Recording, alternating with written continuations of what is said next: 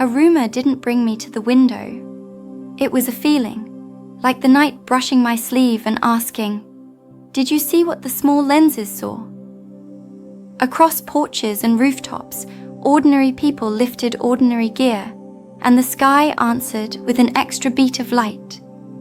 Frames of 3i Atlas kept arriving, not loud, not neat, but honest, like a friend who tells the truth in a low voice. The headlines chased drama, the backyards caught meaning. Maybe the secret is simpler than scandal. Wonder belongs to everyone, and patience reveals what volume hides. Pour a cup, breathe slow. Let the image talk in its own accent. Backyard eyes, unmask. A quiet truth. You can hear it in the way tripods settle on old wood, the small creak that says a real night is beginning. These are not Hollywood rigs. These are family cameras, thrifted scopes, hands that learned by missing focus and learning again. Yet the frames they send carry a rare flavor, sincerity. No marketing gloss, no polished narrative. Just light doing what light does when someone stays long enough to watch it finish the sentence. Truth prefers rooms like that. It shows up in work clothes and doesn't mind a chipped mug. The quiet truth the backyards reveal is not an accusation, it's a correction. The data stream feels different when filtered through patience. You notice the small pause in the tail, that stubborn glow near the edge, the bend that makes sense only after your own breath slows down. This is fieldwork for the soul. Elder work. Less performance, more presence. Presence is how details decide to trust you. Details confide when they sense you won't spend them for applause. That's why kitchens beat conferences more often than anyone admits. I think about an old neighbour who grew tomatoes in thin soil. He didn't shout at the ground. He watched the light, made tiny adjustments, moved the pot half a hand's width. Plants read patience, he'd say. Light reads it too. These amateur frames feel like pots moved a hand's width. Small correction, large harvest. That's the shape of many quiet miracles. We call them luck, but look closer. You'll see habit wearing plain shoes. There's another truth tucked in here. Ownership. Not of the sky, but of the right to look up and keep looking. Agencies help, yes. Professionals measure, yes. And still, the shared table is wider than any briefing. When you invite citizens to it, the meal changes flavour. More bread, less brag. More noticing, less noise. The sky seems to lean down when people lean up with that kind of tone. Tones matter to telescopes and to hearts. Let the night school you the same way. Stand on your own porch, count 4 breaths, let your eyes adjust. You'll feel how truth prefers low light and long attention, not to hide, to deepen. Depth is the real secret the backyards keep revealing. 3i Atlas visits, ordinary windows. There's a holiness in the way window glass holds both reflection and view, your face hovering over a streak of distant ice and dust. Strange company, yet it makes sense. Wonders don't avoid ordinary rooms, they bless them. A pot simmers, a clock ticks, a comet writes slow silver on the dark. These layers meet where your breath fogs the pain.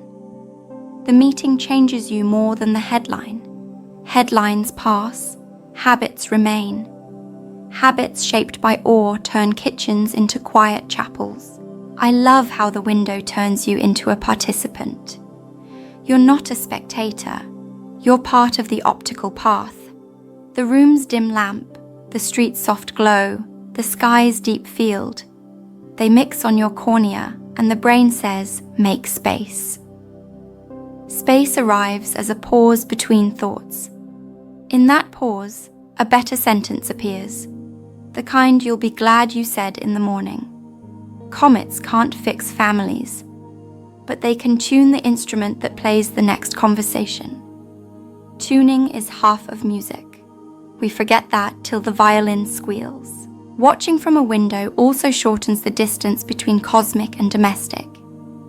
You notice how the tale's faint flare matches the kettle's first whisper. How the dim notch in brightness feels like your body's little drop of tension after a hard call ends. Mirroring like this makes mystery useful. Usefulness keeps awe from becoming a hobby you shelf when bills arrive. Useful awe makes you kinder by lunchtime. That's the whole point in my book. The universe as a teacher of Tuesday. Place a chair by that glass. Not a throne, just a good chair. Sit at the same time for a few nights. Let pattern do the heavy lifting. Pattern invites meaning the way a well-set table invites talk. The sky respects rituals. It meets them with steadier hands, clearer frames, fewer shaky decisions.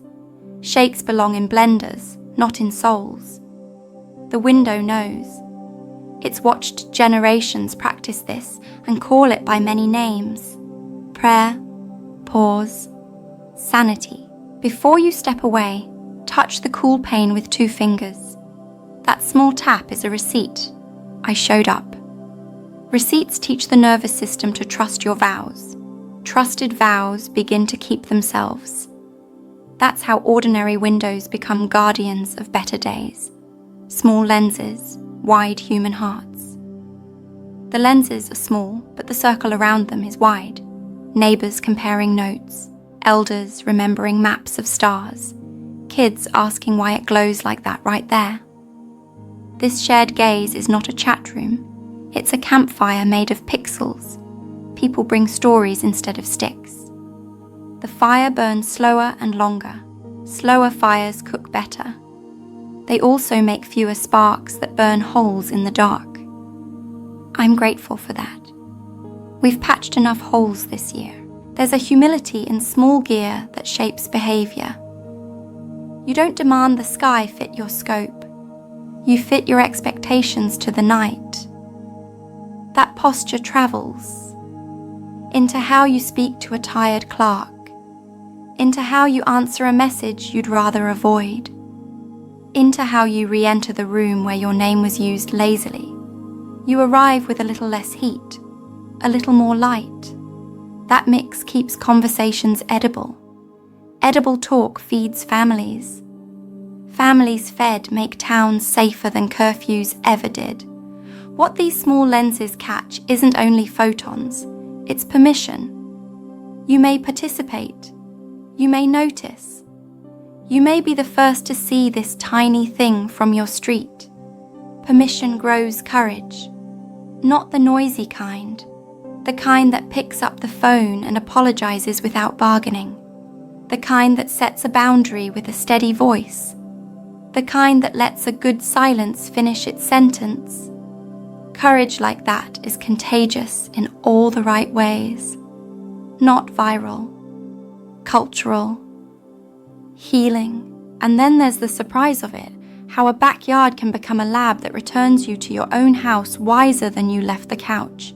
You go out to check the comet and come back with a calmer gait. The dog notices first.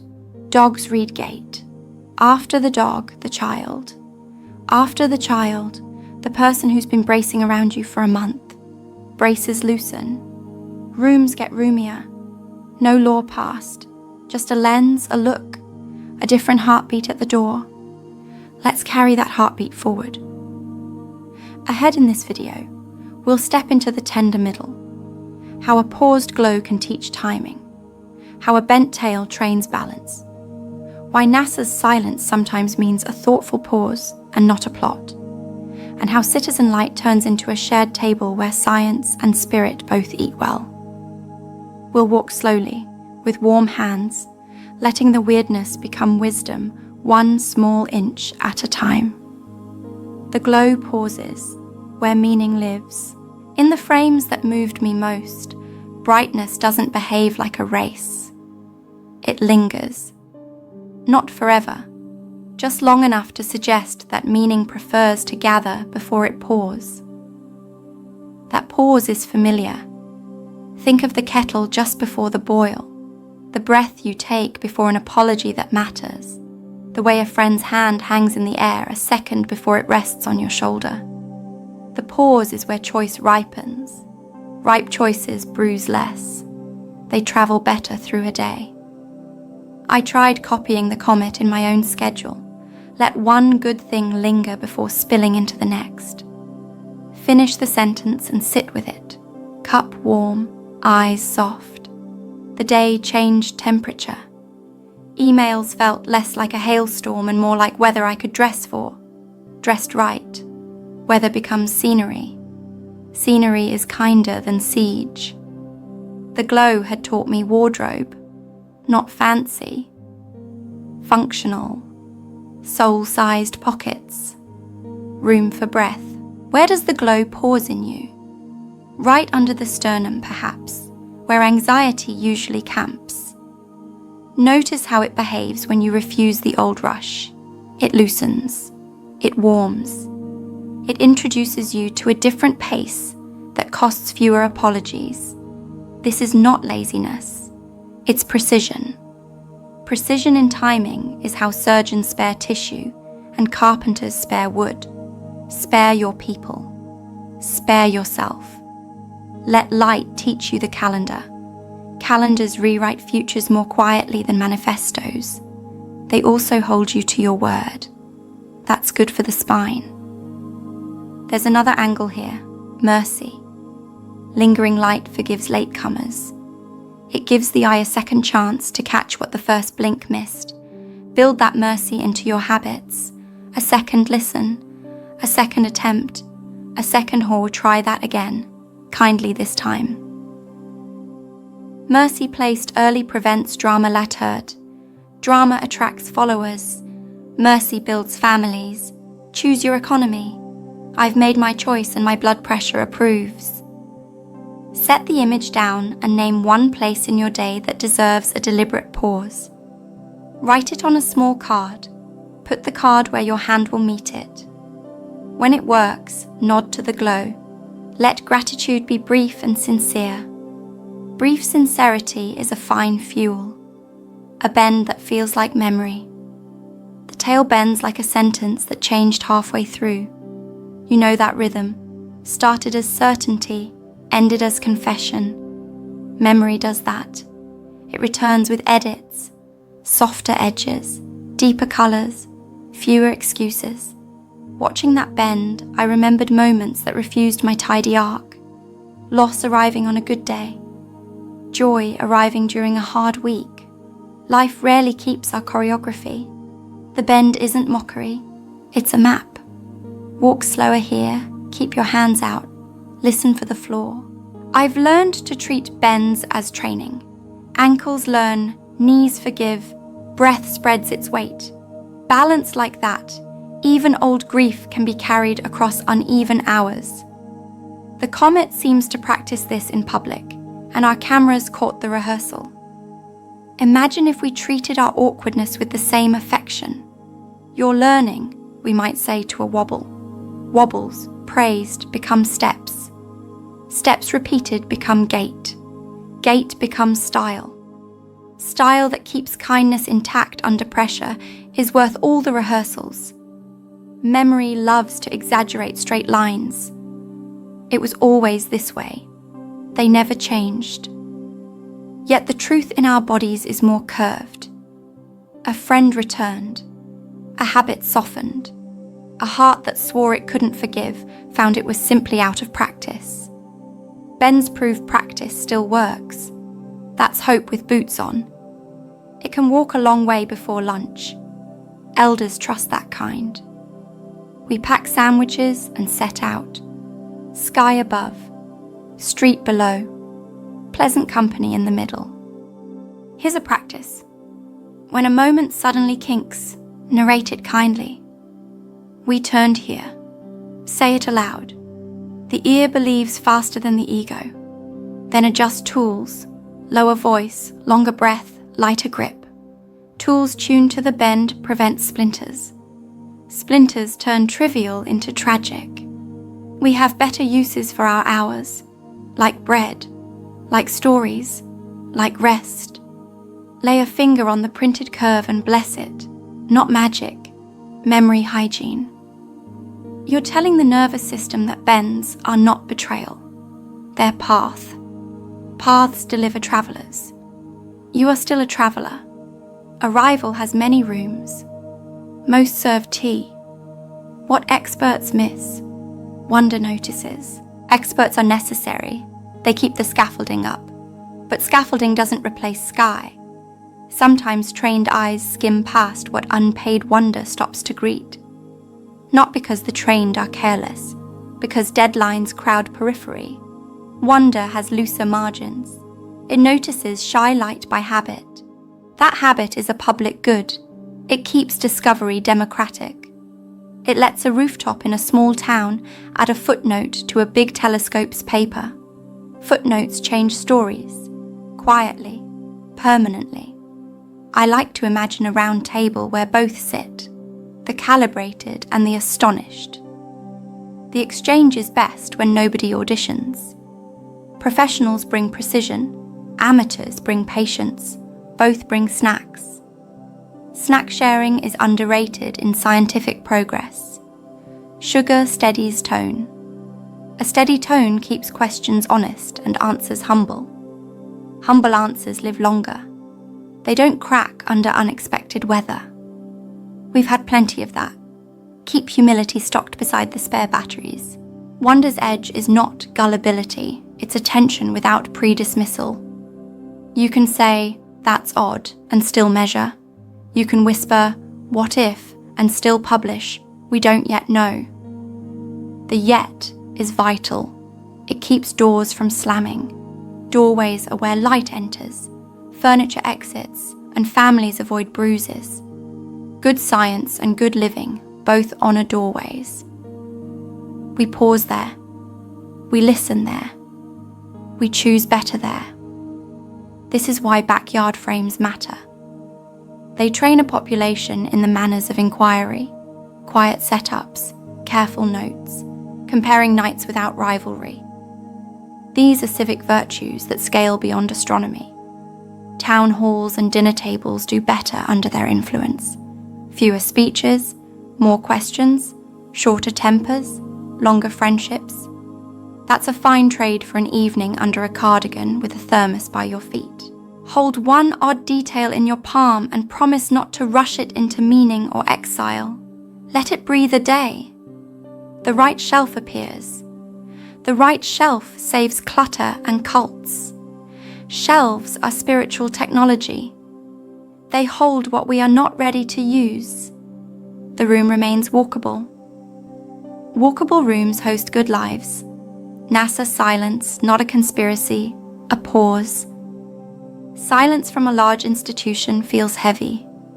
We fill it with fear or theatre, but often the quiet means what it means at home. We're checking twice. We're letting dust settle before we name the shape.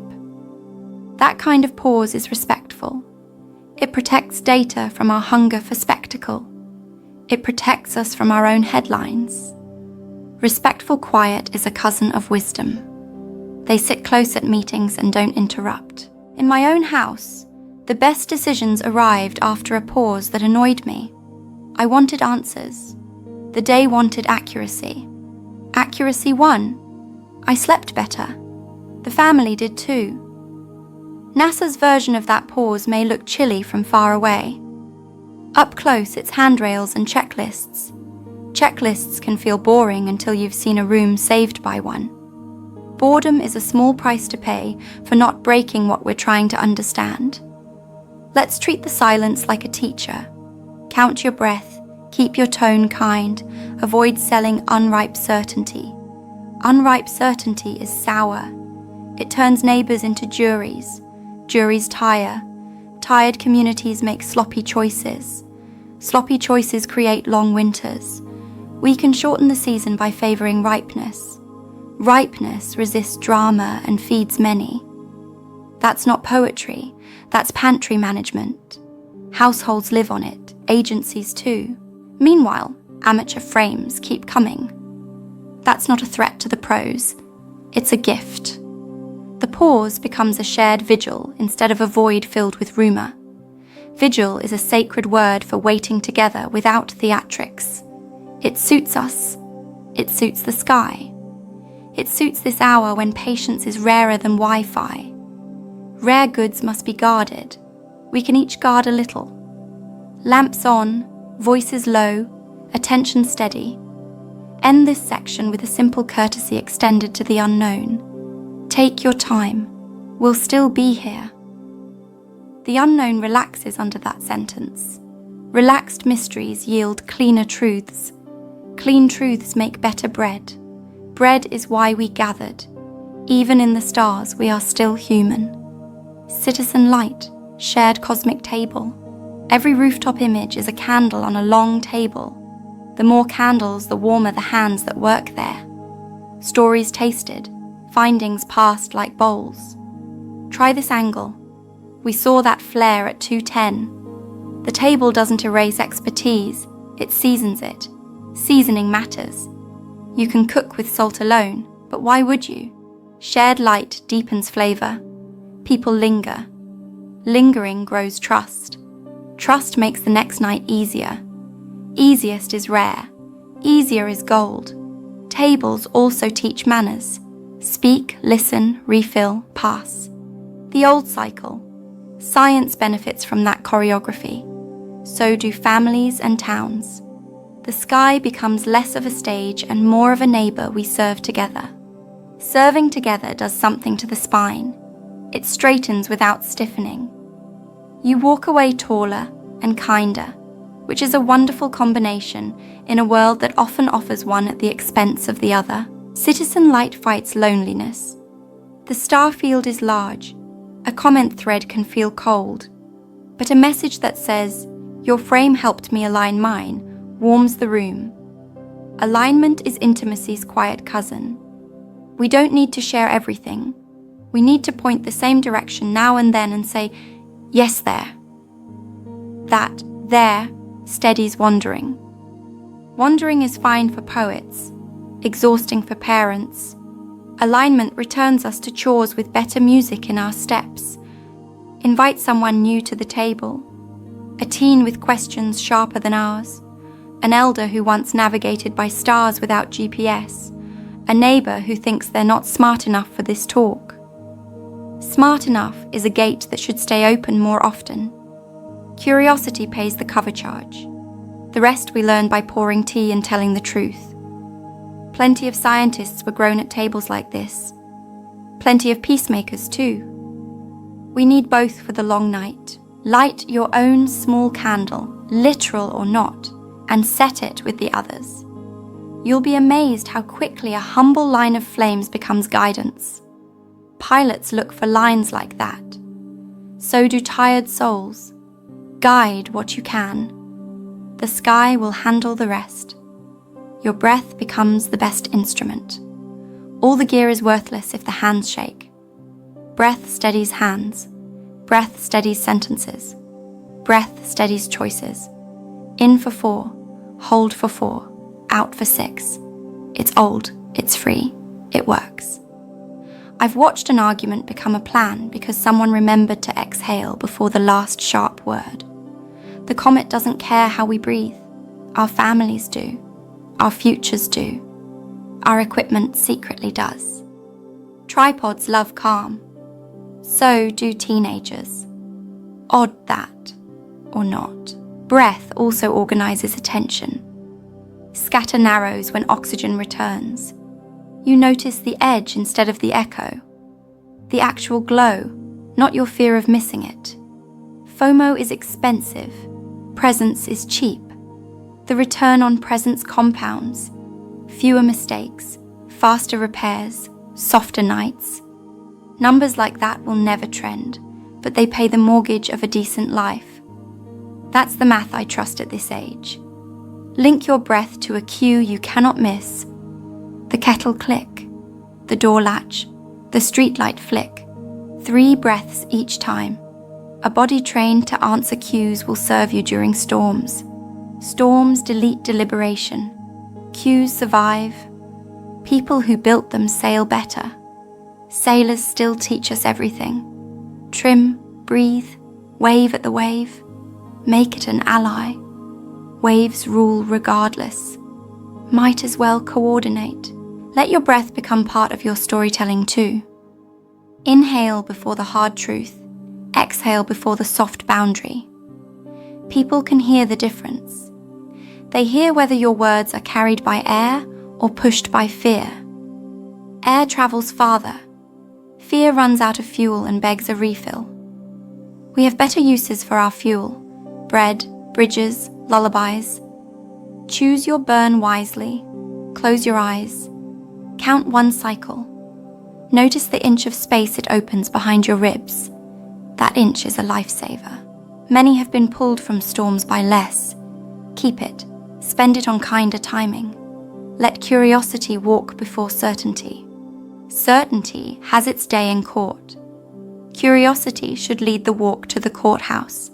It scouts, it notices, it asks, are we carrying the right case? In these images, curiosity has already won a small victory. People stayed long enough to catch what a faster eye would have missed. Let that spirit enter your schedule. Ask before decide. Look before label. Listen before solve. The order matters.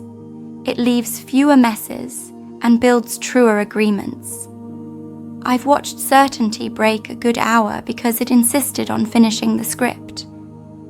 Curiosity salvaged another hour because it allowed a better line to enter. Curiosity isn't weak. It's confident enough to risk being improved. That's royal behavior. Crowns that can loose and fit better over long journeys. Heavy crowns fall into soups. Nobody likes soup with metal in it. Keep the crown light. Keep the soup clean. Train curiosity with simple drills. What else could be true? What would change this by 1 inch? What am I assuming that might be a habit, not a fact? These are broom and dustpan questions. They keep the floor walkable. Walkable floors prevent dramatic falls. Dramatic falls make good stories and bad lives. I'd rather have the reverse. Boring stories, good lives. At least on weekdays. Weekends can have a little theatre. Notice how people relax when curiosity enters. Jaws drop, shoulders drop, guards drop without inviting danger. Honest rooms appear. Honest rooms are rare currency. Spend them on decisions that will still look kind in March. March has a way of reviewing October's choices with a stern but fair eye. Let's pass that test.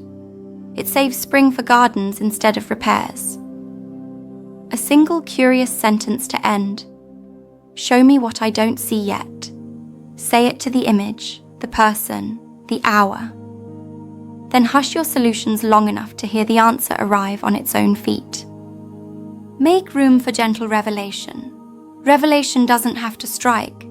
It can land like a bird, sideways hop, head tilt, a soft rearranging of air. You make room by lowering noise and raising kindness. Noise leaves fast. Kindness lingers.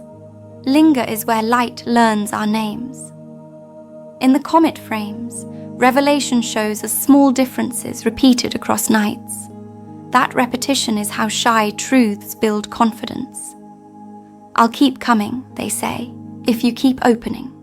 Agreements like that make futures sturdier than policies. Policies help. Agreements save. Ask any marriage, any town. Set a practical altar for revelation. Nothing dramatic. A clear surface, a good chair, a pen that writes without scratching. Return to it often. Regularity beats intensity. Intense people flame out and have to be restarted. Regular people look dull and rebuild worlds. I vote for dull with miracles hidden in it. The world becomes safer that way. Safer doesn't mean boring. It means breathable. We can all use more oxygen. Gentle revelation usually asks for 1 action, not 10. Apologize. Begin. Stop. Explain. Rest. The verbs are short on purpose. Long verbs confuse bodies. Keep them for literature. Bodies prefer words that fit in one breath. Breathed promises hold. Exhaled vows keep. That's why so much wisdom sounds simple when spoken by elders. They edited it down to survivable syllables. Bless them for that. We can follow their lead. Be prepared for revelation to adjust your story of yourself.